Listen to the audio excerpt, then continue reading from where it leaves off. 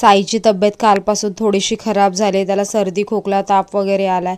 तरी इथे मी डाळिंब सोलून दिलं त्याला, बोलले खा थोडंसं म्हणजे बरं वाटेल। तर तो काही खायला नकोच बोलत होता, पण थोडंसं खा बोललं त्याला, तर त्याने 2-3 चमचे खाल्ले। त्याच्यानंतर समृद्धीचा अभ्यास करायचा होता, तिला लिहायचं खूप काम होतं, तर गणपतीमुळे खूप लिहायला दिलेलं होमवर्क। तर ती बोलली मम्मी माझं थोडंसं लिहायचं काम कर, मी तोपर्यंत माझ्यासाठी फ्रेंच फ्राईज आणि तुझ्यासाठी चहा बनवते।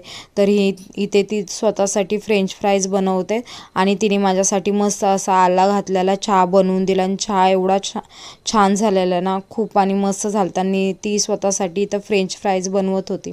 तर इथे मस्त असे तिने स्वतःसाठी फ्रेंच फ्राईज बनवले। त्याच्यानंतर मार्केटहून येताना मी संध्याकाळी कोळंबी आणलेले, तर त्याचं मस्त असं कालवणाने फ्राय केलं ना, आज एवढी दळण आलेली ना, ते पण दळली। तर व्हिडिओ आवडला असेल तर व्हिडिओला लाईक करा, चॅनलवर नवीन असेल तर प्लीज चॅनलला सबस्क्राईब करा। भेटूया पुढच्या